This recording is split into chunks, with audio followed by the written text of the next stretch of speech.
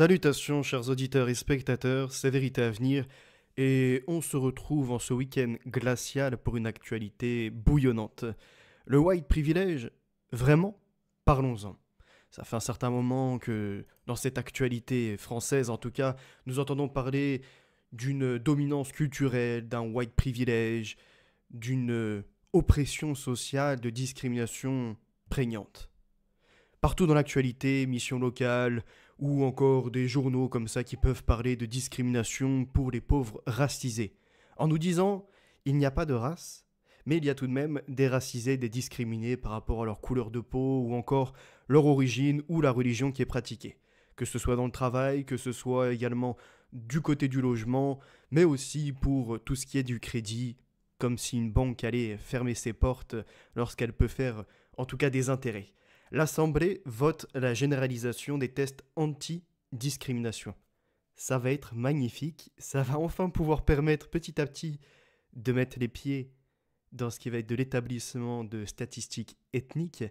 Et là, on pourra voir qui sont les véritables privilégiés en France, loin de cette idée que ce sont des Blancs, que ce sont les Occidentaux, les Européens, loin de là. Les députés ont adopté ce mercredi la proposition de loi de Marc Ferrazzi qui vise à développer les tests statistiques, mais aussi individuels pour lutter contre les discriminations au logement, à l'embauche et au crédit. Et enfin, nous avons eu, ces 2 derniers jours, une enquête qui est sortie, par le Midi Libre en tout cas, qui a été republiée, puis reprise de facto par bien d'autres. Sexe, ethnie, l'enquête choc de médecins montpelliérains sur la discrimination de patients aux urgences. Et que voit-on ? La comparaison des hommes blancs privilégiés par rapport aux pauvres femmes noires dans cette France raciste, immonde. Sauf qu'on va s'intéresser à cette étude. Mais avant ça, retrouvons la rationalité. D'abord, il faut comprendre une chose. Il y en a beaucoup qui disent oui, les blancs sont propriétaires de logements, ont des voitures, ont un patrimoine en capital assez conséquent sur leur compte bancaire, bref. Remettons les choses dans l'ordre. L'Europe et la France sont des terres qui sont à majorité blanche, avant les grands mouvements migratoires. Et lorsqu'on regarde ces stats, j'avais déjà un peu fait l'exercice dans quand les arabo-musulmans veulent réécrire l'histoire de France par rapport à notre Moundir qui était passé sur TPMP pour nous expliquer que ce sont bien les Arabes et les musulmans qui ont sauvé la France, seulement eux qui ont construit la France, et qu'après tout, sans Africains, nous ne serions que de pauvres cochons dans la porcherie en train de patauger dans notre merde. Bon, regardons les choses. En fait, il faut voir que dans les années 30, majoritairement, les nationalités présentes en France, de personnes étrangères, ce sont des pays voisins, à part un seul, on va dire, c'est l'Algérie. Il y a des Algériens qui sont présents par rapport à l'histoire, et d'ailleurs on traitera aussi de la colonisation de Blancs par les Algériens plus tard. Bref. Donc on voit les Italiens étaient la première nationalité dans les années 1930, et progressivement d'autres nationalités sont arrivées face à l'échec des tentatives d'insertion de longue durée des Italiens. Les Italiens sont venus en France, ça n'a pas marché, et par la suite d'autres sont arrivés, et dans les années 45, on se retrouve notamment avec les vagues migratoires de l'Afrique du Nord, et après les Algériens, les Marocains, les Tunisiens, viennent les subsahariens, l'Afrique noire, et aujourd'hui, c'est ce que j'expliquais, c'est tout à fait logique d'avoir des Blancs avec plus de pécule, plus de pouvoir d'achat, en tout cas pour le moment, et plus de biens, puisqu'il y a eu des transmissions par l'hérédité, des transmissions par l'héritage plus précisément, de biens. Alors le white power, il y a un moment, faut stopper ces conneries. Malheureusement, même des jeunes blanches se laissent endoctriner par ça. Et ils vont scander "Hand white privilege", mettre fin à tous ces privilèges des blancs. Mince alors. Bon, ces privilèges des blancs, c'est tout de même une société qui n'est pas tant que ça dans un racisme systémique ou une discrimination systémique. Puisque dans un pays qui privilégierait les blancs, ça ne donnerait pas quasiment 1 milliard d'euros pour favoriser les étrangers et leur venue sur le territoire. Sur 10 ans de subventions aux associations d'aide aux migrants, ça a été multiplié par 3. On voit, à partir de 2016, les montants pour les assos pro-migrants passent de 306 millions d'euros à près de 981,2 millions d'euros en 2022. Quasiment 1 milliard chaque année pour des assos qui vont les faire venir, qui vont les loger, qui vont leur donner à bouffer, qui vont leur payer leur titre de transport, qui vont encore leur trouver un moyen de leur offrir des cadeaux de Noël, et bien d'autres choses, de les vêtir, bref, de payer leurs factures lorsqu'ils ne payent pas, que ce soit pour le téléphone, que ce soit pour l'électricité. Voilà ce qu'on importe. Et dans le même temps, ces assos qui prennent des milliards et qui se mettent des notes de frais de service vont rentrer dans la tête de ces gens, quelque part les neuropirater, pour faire une référence à Lucien Cerise, hein, c'est la cerise sur le gâteau, quoi. C'est le côté de dire, regardez ces méchants blancs. C'est eux qui vous ont colonisé. C'est eux aujourd'hui qui vous exploitent dans leur entreprise. C'est eux qui en même temps vous discriminent. Enfin, il y a des choses déjà qui ne vont pas ensemble. Souvent on entend exploiter dans les entreprises et discriminer à l'embauche. Mais il faut savoir, ils sont embauchés ou ils sont discriminés et ils ne sont pas embauchables. C'est des conceptions déjà qui sont une opposition. Et surtout dans cette propagande que l'on voit de plus en plus s'accélérer entre le métissage, un sujet que j'ai déjà traité, il y a l'idée qu'il faut faire passer le blanc, non plus seulement pour le méchant, mais pour l'horrible, pour l'horreur qu'il faut détruire absolument. Et dans les films, favoriser ces étrangers, ceux qui sont venus, ils sont partis de rien et ils décollent. Waouh, magnifique. En fait, sans l'oppression blanche, c'est tellement des chances pour la France et même pour le monde qu'ils auraient pu tout construire. Là, s'ils étaient présents, l'intelligence artificielle, l'informatique, bref, bien d'autres choses encore, seraient vues le jour déjà au IVe siècle, ou au 5e ou au 7e. Bref, regardons un peu les choses. Discrimination positive à Sciences Po et dans certains lycées. La discrimination qui était dénoncée pour dire, regardez, certains noirs, certains africains, pourquoi pas des asiatiques, ne peuvent pas aller dans telle université ou encore dans tel lieu de travail. Parce qu'il y en avait un qui avait déposé un CV ou un autre qui avait postulé et qui n'avait pas été reçu, donc immédiatement, comme les enfants, vous voyez, qui se mettent à chialer parce qu'ils n'ont pas ce qu'ils veulent, discriminer, discriminer. Non, il y a des critères. Est-ce que tu en fais partie? Et n'oublions pas que lorsque vous êtes, vous, communauté africaine, et au pluriel, hein, entre Africains noirs ou entre Africains maghrébins, vous, souvent, vous faites fonctionner vos réseaux. Vous êtes dans cette optique de les miens avant les autres. Étrangement, quand ce sont les blancs qui peuvent le faire, et en plus, pas majoritairement, directement ça les attaque, sous toutes les formes. Et maintenant, on en arrive à cette discrimination positive. C'est-à-dire que le blanc qui est chez lui, on va lui dire non, tu dégages. Il faut quand même laisser place à ces nouveaux occupants, à ces nouveaux arrivants. Il faut les privilégier. Discrimination positive, sois positif. Et le smile. T'as le smile, t'as laissé ta place, tu vois, t'as fait une bonne action. C'est bien. Tu pourras éviter les coups de fouet. Pour pousser la chose dans ces gauchistes sadomasochistes qui aiment bien se faire tant de mal, c'est accueillons la misère du monde, mais pas non plus en bas de mon bâtiment et encore moins dans mon appartement. Bref. Sauf pour ces femmes gauchistes qui, elles, vont jusqu'à prendre les chibres de ses occupants. Bref. Présence de personnes issues de l'immigration dans des rôles valorisant la télévision au cinéma. Et voilà le renversement, ce basculement où il faut les faire passer pour des héros, pour ceux qui entretiennent bien la femme. Dans la réalité, c'est tout autre. Hein. Quand on se penche sur ce qui se passe dans leur pays d'origine, on voit que la femme est comme une marchandise, la femme est frappée, vue comme une moins que rien, n'a pas le droit au travail, est bloquée à son domicile. Rien ne va. Mais au cinéma, il faut les faire passer pour des héros, pour ceux qui savent entretenir la femme, qui sont là à ses petits besoins, aux petits soins. Et on nous dit qu'il est impératif d'intégrer les immigrés, les descendants d'immigrés dont le taux de chômage est 2 fois supérieur à celui des Français dits de souche. Et là, dans cette explication, ça veut dire qu'ils ne sont pas favorables pour l'économie française, vu qu'ils sont plus représentés à ne rien faire, payés à être chez eux pépère. Et on en retrouve maintenant sur Internet qui revendiquent des choses, hein, comme l'autre à l'AAH, allocation adulte handicapé, qui dit moi je me suis fait déclarer un peu foufou et je touche 900 euros. Puis derrière j'ai les APL qui tombent pour le logement. Tout est bien, je peux même partir en vacances, des fois je sous-loue le logement. Voilà où on arrive.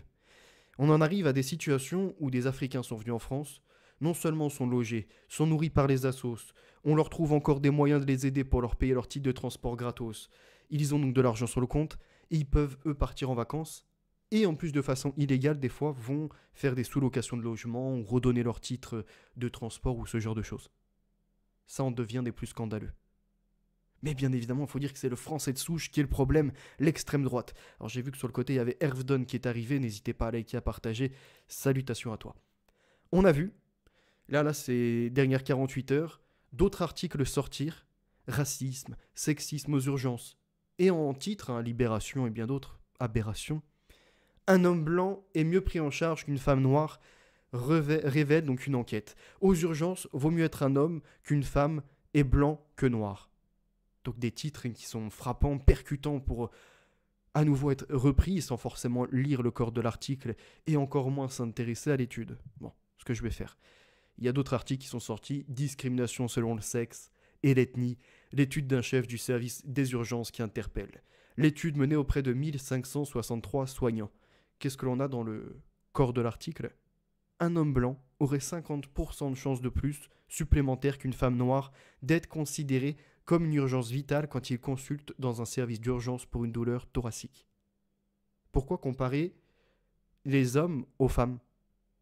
Et surtout, on va le voir, puisqu'on va s'intéresser à cette étude, qui ne concerne pas seulement la France, qui a en fait été, même si majoritairement c'est en France, je crois 80 ou 83% en France, mais il y a tout de même la Suisse, la Belgique, Monaco.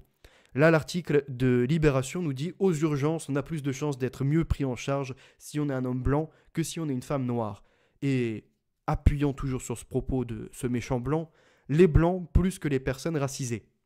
Aujourd'hui, je ne vous ai pas pris aussi ce qui a été dit par Delphine Ernotte, qu'il y avait trop d'hommes blancs de plus de 50 ans à la télé et qu'il fallait les effacer. Ça, c'est autre chose, on en reparlera un autre jour. Alors, en s'intéressant à l'étude, qu'est-ce que l'on observe ? Déjà, d'un côté, il y a des femmes, et de l'autre, il y a les hommes. Pourquoi les piocher d'un côté et faire une comparaison après avec des hommes, déjà, premièrement ? Mais deuxième erreur, regardez bien. Ce qui en ressort, c'est que c'est pas l'homme blanc qui est privilégié. Ce qui en ressort, c'est que c'est l'homme nord-africain qui est privilégié dans tous les stades. Que ce soit en urgence, vraiment les premières urgences et 10% des premières urgences, mais également dans ce qui est des deuxièmes catégories d'urgence. Et dans les troisièmes, il y a un moment, il faut bien que ça diminue, mais ce n'est pas l'homme blanc sur son territoire à majorité blanche de base qui est prioritaire dans ces hôpitaux, c'est au contraire l'Africain, donc le Nord-Africain, c'est-à-dire les Maghrébins, qui sont prioritaires dans nos hôpitaux français. Alors, les titres que l'on a vus partout, pourquoi n'ont-ils pas titré, comme Libération et d'autres, le Nord-Africain est plus favorisé qu'une femme noire. Déjà, si vous voulez rester sur ces comparaisons erronées.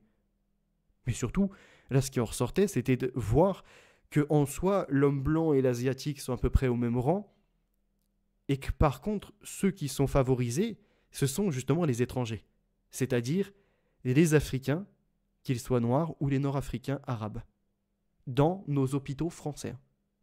Et du côté des femmes, il en ressort que la femme nord-africaine, asiatique, est au même équivalent que la femme blanche.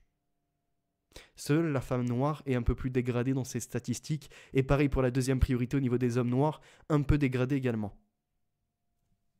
Il y a la suite, il y a la deuxième figure. Là, cette fois-ci, c'est tout mélangé. On a femme d'un côté, homme de l'autre, et puis après, par catégorie, tout est mélangé. Ce qui en ressort, à nouveau, c'est pas le blanc qui est privilégié, non ? Loin de là, loin de ces articles qui pullulent sur Internet et qui radicalisent les gens toujours dans leur pauvre victimisation à faire je suis pas prioritaire, on a les logements sociaux qui sont à bas prix, on a les transports gratos, on a encore les assos qui nous donnent à bouffer, on en a d'autres comme ça qui interviennent dans nos affaires parce qu'il y en a plein qui ne payent pas leur loyer ou qui ne payent pas encore leur électricité, leur téléphone, et en plus quand ils se rendent aux hôpitaux, tout ça gratuit payé par nos deniers, ce n'est pas le blanc, parce qu'on le rappelle, les Français d'origine, de souche, la plupart sont, plus de 80% des blancs, sont à 70% à travailler, comparé à ces autres qui ne travaillent pas, on l'a vu, 2 fois plus représentés au chômage, ne parlons même pas dans les RSA, dans ce genre de choses. Bref, c'est autre chose encore. Ce qu'il faut voir, c'est que l'homme blanc et la femme blanche travaillent au maximum dans la société, payent des charges comme jamais, mais en plus sont disqualifiés pour les logements à loyer modéré, et quand ils arrivent dans les hôpitaux, ils passent un petit peu après. En termes de priorité, ils ne sont pas... Bon, par rapport aux noirs, ils restent prioritaires. Je ne sais pas pourquoi il y a cette si grande distinction entre le blanc et le noir, mais surtout entre le nord-africain et le noir. C'est ça qu'il faut ressortir. Regardez. Le nord-africain, 54 sont passés prioritaires. face à 42. En soi, la différence entre les blancs et les noirs n'est pas tant que ça.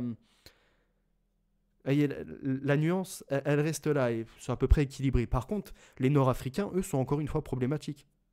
faut voir les choses. Problématiques, c'est-à-dire surreprésentés dans tout ce qui est de la délinquance, tout ce qui est de la criminalité, surreprésentés dans ces chouineries, alors qu'en fait, ils ouvrent des boutiques un peu partout, ils sont en train d'ouvrir des commerces partout. Ce sont ceux qui, de base, arrivent, te disent on veut trouver refuge parce que c'est la galère chez nous, puis une fois que tu leur donnes assez de refuge, ils imposent petit à petit ce qui se situait dans leur pays. Hein.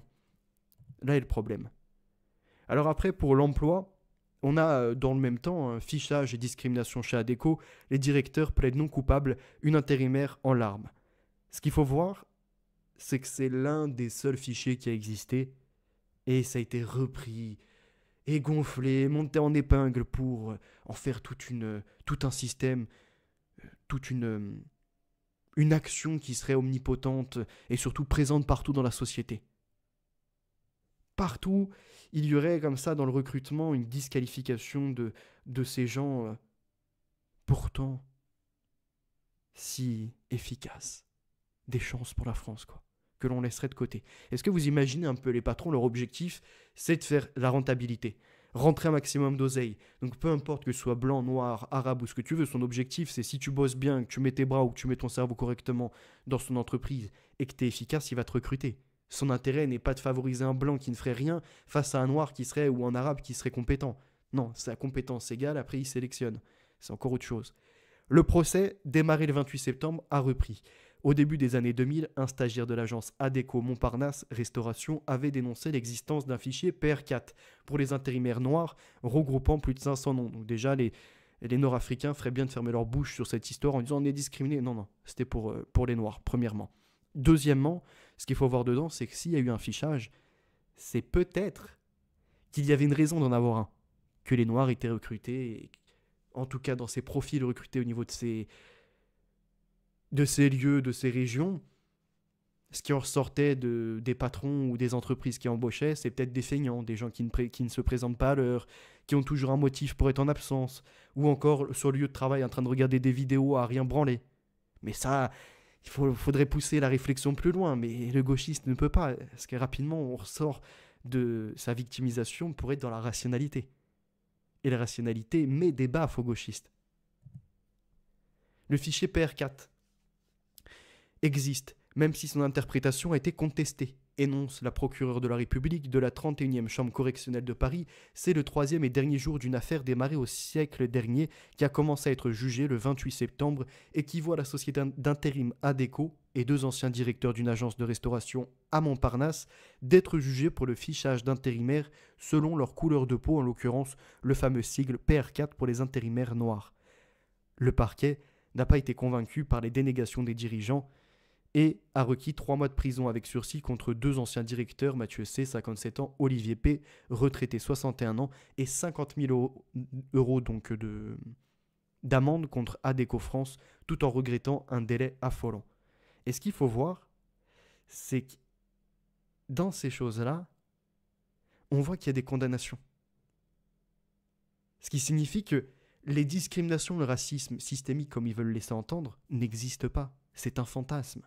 Parce que même l'autre patron là, qui avait déclaré pour, il me semble, un arabe ou un musulman, je ne sais plus, qui ne voulait pas le recruter, il avait été condamné. Pour l'apprentissage, il avait dit, moi en apprenti, je ne prends pas d'arabe ou je ne prends pas de musulman. Je ne sais plus ce qu'il avait déclaré. Il a été condamné. Eux qui ont fait un fichier, ils ont été condamnés. Ce qui prouve que quand il y a des affaires, ça sort et c'est condamné. Ce n'était pas quelque chose de récurrent. Alors qu'est-ce que tu me dis, Hervdon?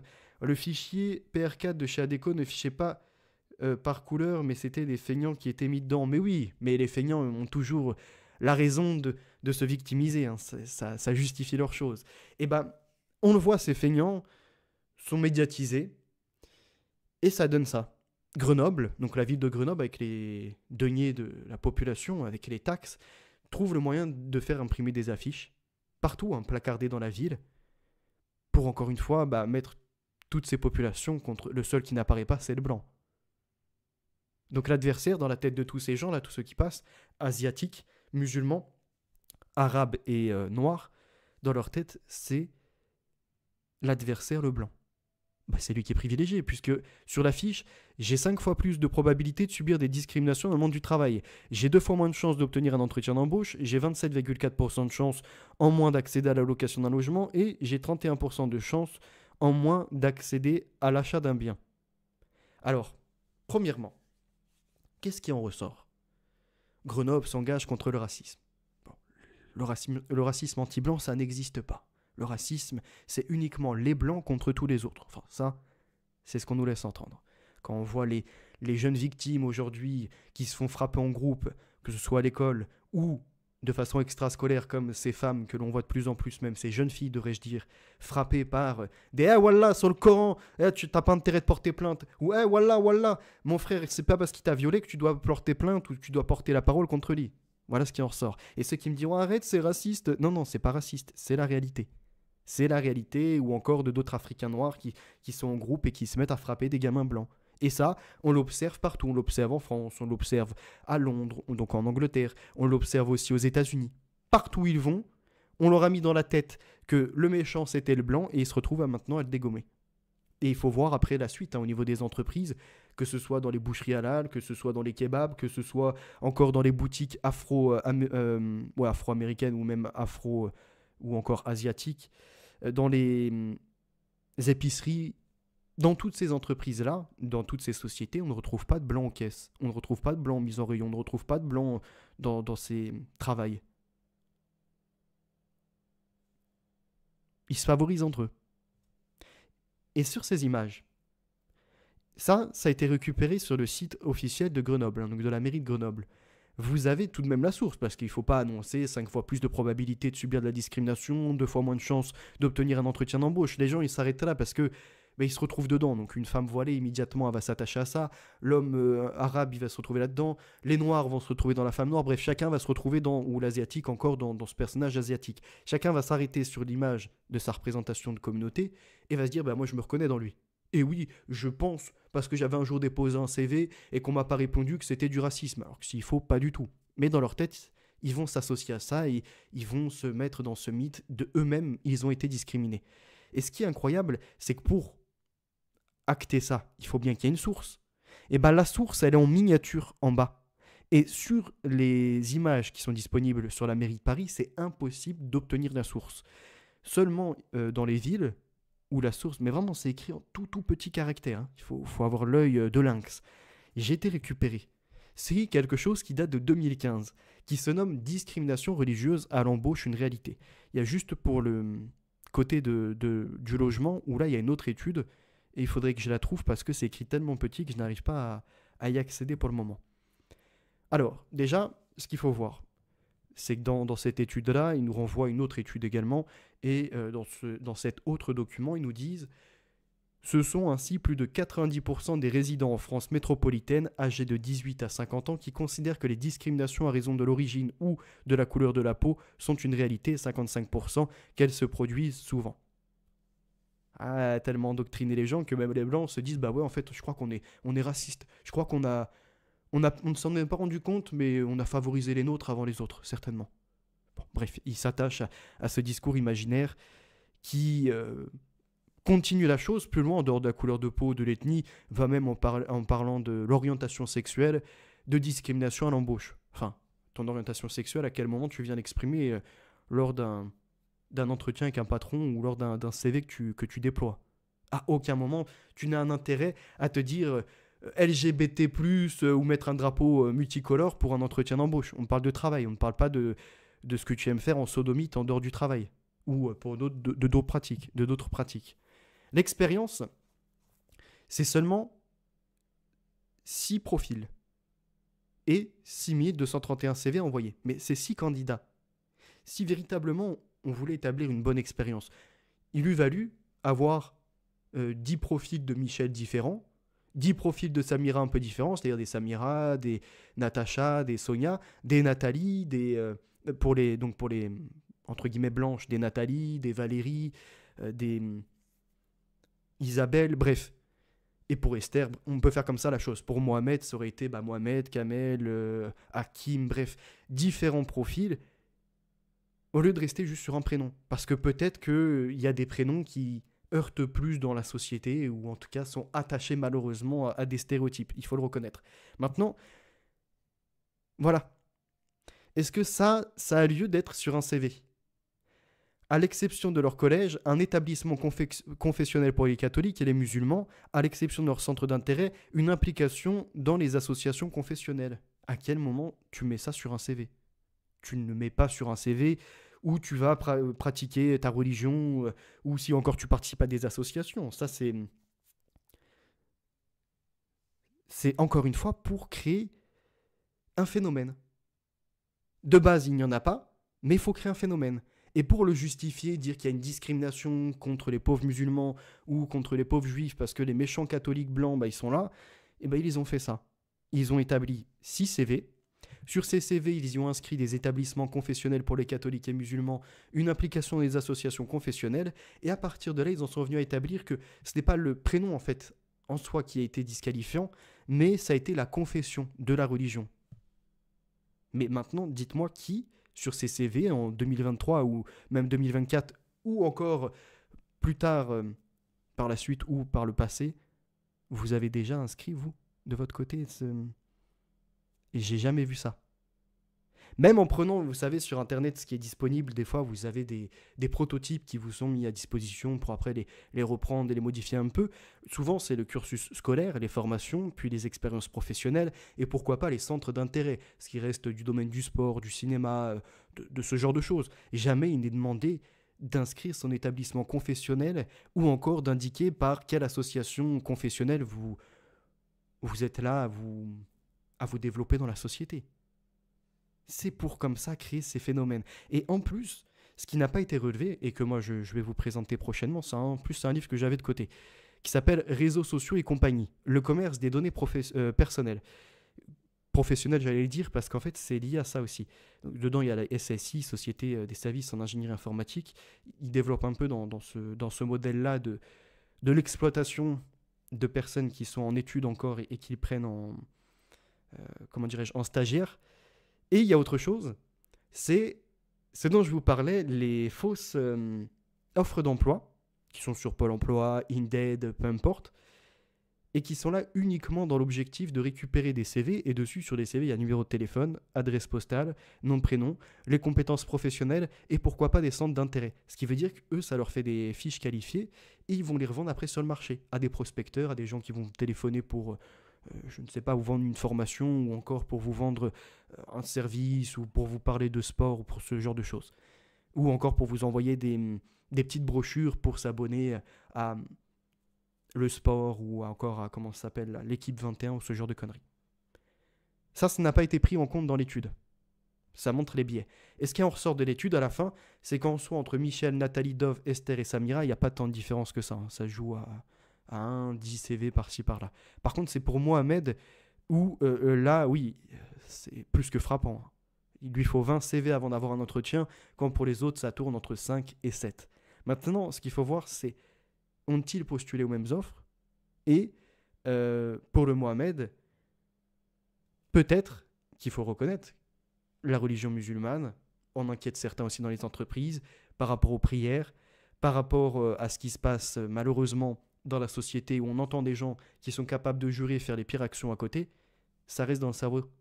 Et quand tu as des patrons qui sont confrontés soit par leurs enfants qui sont déglingués à l'école ou qui ont des problèmes avec ces profils-là, soit par des retours d'entreprise aussi où ils sont tombés sur des gens qui en branlent pas une, bien évidemment qu'à la fin, ils vont les disqualifier d'office. Et étrangement, dans ces études, il n'y a pas de noir. Il n'y a pas de noir. Donc c'est le pauvre musulman qui est arabe, parce que là, du coup, c'est un nom à consonance arabe, qui est sorti de la possibilité d'être embauché, qui est discriminé. Alors que s'il faut, ils auraient établi plusieurs profils avec des cadres, avec des hakims, et eux, ça serait très bien passé. Comment peut-on expliquer ces résultats? La religion musulmane est associée à deux types de stéréotypes. Le premier fait référence à une pratique extrémiste de la religion, le second suppose une inégalité de traitement entre les hommes et les femmes. Parce qu'on voit que les Samiras, ça ne pose pas de problème, hein. Ils sont à peu près à l'équivalent avec Nathalie. Bon, Nathalie a un peu plus de chance, mais ça reste dans l'équivalence avec Esther, par exemple. Ce qui veut dire que, même malgré le fait qu'elle puisse être voilée, ça ne dérange pas les patrons. Ils sont capables d'accepter ça. Ce qui les inquiète plus, c'est les Mohamed, c'est les Hakim, parce qu'ils savent ce qui se déroule avec eux. Ils ont des retours.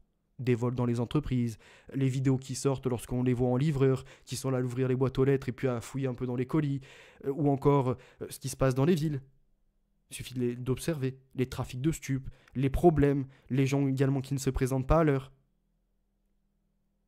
Ça ne veut pas dire que tous les Arabes ou tous les musulmans sont mauvais en entreprise, hein, ce n'est pas ce que je dis. Mais ce que j'entends par là, c'est la réalité du terrain, qu'il ne faut pas nier aussi. Dans l'emploi, ces stéréotypes se traduisent par des craintes ressenties par les recruteurs, qui pourraient permettre de rationaliser leur comportement. Le testing, donc Balfour Institut Montaigne, a cherché à vérifier ces intuitions par l'introduction de profils laïques et de profils d'excellence. Le protocole expérimental mis en place pour cette étude a été développé plus spécifiquement pour analyser les ressorts de la discrimination à l'égard des musulmans. Cela ne signifie pas pour autant qu'il ne permet pas d'expliquer la discrimination à l'égard des juifs, certains stéréotypes dont ils souffrent pouvant coïncider avec ceux dont sont victimes les musulmans. Ce qui veulent en ressortir, c'est méchants catholiques, méchants blancs, méchants européens. Sauf que ça tombe à l'eau parce qu'en fait, lorsqu'ils établissent des CV anonymes, où là il n'y a pas de nom, pas de prénom, on n'a pas la religion qui est pratiquée, les personnes issues d'immigration sont à nouveau pénalisées. Ah bah merde! Ah là ça tombe à l'eau! Le côté de « Oh, c'est parce qu'il y a Mohamed, donc c'est un prénom arabe, il est disqualifié. » Ah, et puis sur le CV, c'est parce qu'il disait qu'il était de religion musulmane, c'est pour ça que les patrons n'en veulent pas. Une fois que c'est anonymisé, ces mêmes personnes qui sont mélangées avec des Jean, avec des Paul, avec des Kevin, sont encore à nouveau discriminées. Est-ce que c'est vraiment de la discrimination? Et oui, je vois sur le côté, les Portugais sont très bien intégrés, il n'y a eu aucun problème avec eux. Les Italiens, par le passé, il y a eu des problèmes en soi dans la société actuelle, ça passe très bien. Les Belges, pareil. Les Allemands, pareil, même si on a eu un passé très douloureux avec eux. Les seuls avec qui ça coince sont les Africains, qui sont surreprésentés dans les délinquances, surreprésentés dans la fainéantise et surreprésentés encore dans ces gens qui, en plus, se targuent sur les réseaux sociaux de détourner notre argent. Quand ce n'est pas par le RSA, les APL, c'est par l'ASPA, n'ayant jamais travaillé de leur vie. Jean-Christophe et Astra, bonjour. Effectivement, les blancs n'apparaissent plus comme par hasard. Mais que se passe-t-il quand on dit continuellement à quelqu'un qu'il est méchant? Il devient, c'est sûr. Il faut 200 études pour discriminer le blanc. Pour les autres, suffit de sortir. C'est ça, c'est exactement ça. Pour Jésus, pas de problème de discrimination, il a très peu de prénoms, Jésus en tout cas en France et en Europe. Jésus était portugais, c'est bien connu. C'est bien de troller un peu, faites-vous plaisir. Ce dispositif permet en revanche de diminuer la tendance des recruteurs à privilégier leurs semblables, les hommes privilégiant les candidats et les femmes les candidates. Le CV anonyme, qui ne mentionne ni le nom, ni l'âge, ni l'adresse des candidats à l'embauche, pénalise les demandeurs d'emploi issus de l'immigration ou résidant dans les zones sensibles pour décrocher un premier entretien d'embauche selon une étude d'experts réalisée en collaboration avec le Pôle emploi. Ce qui veut dire que ce n'est pas lié au nom, pas lié au prénom, pas lié forcément aux expériences, mais plutôt à la zone d'habitation. Maintenant, que se passe-t-il dans ces zones-là? C'est les zones où ces mêmes immigrants que l'on a mis dans des logements tout neufs, fut une époque, qui sont venus dégrader, créer tout leur trafic, créer tout leur bordel, et aujourd'hui sont en train de pleurer. Alors que chaque année, c'est des millions et des millions qui sont investis pour leur assaut, c'est investi pour leur créer des cities, des petits endroits où faire un peu de divertissement, également pour avoir des bibliothèques, mais tout ça, ce n'est jamais reconnu. Quand en campagne, les Blancs, à nouveau, en plus d'être discriminés, comme on l'a vu tout à l'heure, dans l'accès au niveau des soins, au niveau de... Parce que déjà, dans les zones reculées en campagne, il y a beaucoup moins de, de médecins, c'est très rare, on appelle ça des déserts médicaux. Quand ils sont entrés en urgence dans les villes, ils ne sont pas forcément prioritaires. Ceux qui apparaissent en premier, on a vu, ce sont les hommes nord-africains, donc les maghrébins. Quand, au niveau de l'emploi, ils travaillent pour financer ceux qui sont des feignants. Au niveau des subventions qui sont accordées, c'est les associations de ces gauchistes, jamais ceux de la droite, enfin très rarement. Les finances de la mairie, ce genre de choses, c'est pour investir pour ces pauvres petites chances pour la France qui malheureusement sont discriminées, quand en campagne, pour trouver des infrastructures de jeux pour les gamins ou trouver encore des endroits où il y ait des bibliothèques assez conséquentes, c'est très rare. Regardez la suite. Selon cette étude menée par une équipe de chercheurs du Centre de recherche en économie et statistique de JPAL et de l'École d'économie de Paris, je cite, le CV anonyme pénalise les candidats issus de l'immigration et ou résidant dans une zone urbaine sensible, ZUS, ou dans une ville en contrat urbain de cohésion sociale, CUX. Enfin, CUC-S. Il ne permet pas de réduire l'écart des chances entre ces candidats et les autres. L'écart de taux d'entretien devient encore plus défavorable à ces candidats potentiellement discriminés lorsque leur CV est anonymisé. Et je voulais juste revenir avant à celle-ci. Faut savoir que ces 6 profils avaient le même nom de famille, avaient la même origine, c'est-à-dire qu'ils venaient de Beyrouth, il me semble, du Liban. Ils étaient présents depuis la même année en France, avaient suivi à peu près les mêmes cours, étaient sortis des mêmes écoles. Les CV étaient identiques. La seule chose qui changeait, c'était la pratique de la religion. Mais on observe que même sans religion, ils sont discriminés. Et c'est pas « oh les pauvres, ils sont discriminés », non, c'est eux-mêmes qui se sont fait discriminer par leur comportement. Ils ont semé le vent, ils récoltent l'ouragan, et bien fait pour leur gueule. Et ceux qui disent oui, en France, ils n'ont pas autant de chance que nous, ça ne se fait pas aller en ville. Regardez le nombre de kebabs, de burgers, de ce genre de choses là qui ouvrent. Et les épiceries également, avec les Lika mobiles. Allez-y, hein, baladez-vous. Ou encore les coiffeurs, ou encore les boutiques pour les spécialités africaines ou asiatiques. Partout, même dans les meilleures places, c'est-à-dire en plein centre-ville, tournez la tête, par exemple à Nantes, à Commerce, tournez la tête, hein, c'est quasiment que africain. Il n'y a plus rien de français. Ou en très forte minorité. Pourtant, on est en France. Hein. Mais dans certains endroits de France, que ce soit à Marseille, que ce soit à Nantes, que ce soit à Paris, donc les grandes villes, t'as l'impression d'être en Afrique. Alors au début, ça commence par des boutiques qui sont à peu près bien tenues. Et puis après, ça y va avec des gens qui prennent des caddies, qui commencent à t'allumer des feux, qui te font des kebabs de rue. Et t'as l'impression d'être en Inde ou t'as l'impression d'être dans le tiers-monde. N'oubliez pas de vous abonner, d'activer la cloche des notifications et de rester à l'affût. Il y a bien d'autres contenus qui arrivent. Encore une fois, je fais le job. J'ai démystifié le white privilege. Vraiment, il n'y en a pas. On en a parlé. En 37 minutes, je pense avoir fait à peu près le tour du sujet. Et de voir qu'aujourd'hui en France, ceux qui sont favorisés sont les Africains par rapport aux Français européens. Et ça en devient un scandale. C'est chouette, Nantes. C'est sur quel continent? C'est le continent africain, Nantes. Hein. C'est misérable. C'est de l'insécurité, c'est de la crasse, de la puanteur. Voilà ce que c'est. Et c'est comme Marseille, c'est comme Paris, c'est comme... Oui, c'est le tiers-monde. Entre les honneurs craqueurs, les autres qui sont là à bicrave leurs cigarettes, les autres qui sont là à harceler les femmes. Bref, c'est un enrichissement de la France apparemment. Mais bon, je vois qu'en Europe, ça commence à se lever. Première vague, deuxième vague, à voir ce qu'il y aura par la suite. Le nettoyage arrive. Hein. Au Karcher, comme le disait Sarkozy, je pense que là, on n'ira pas qu'au Karcher, on ira décaper ça en profondeur. Bien plus encore. N'hésitez pas à partager les contenus, n'hésitez pas à récupérer les URL et à les transmettre par message, par mail ou sur d'autres réseaux, créer des posts. C'est très important, il faut référencer ces contenus. Likez, partagez, commentez. Merci Jean-Christophe, Hervedon, il y avait également Astra qui était là, il faut d'ailleurs que j'aille voir sa réponse. Je vous souhaite une excellente journée, un agréable week-end et on se retrouve peut-être demain pour parler djihad à la conquête du monde.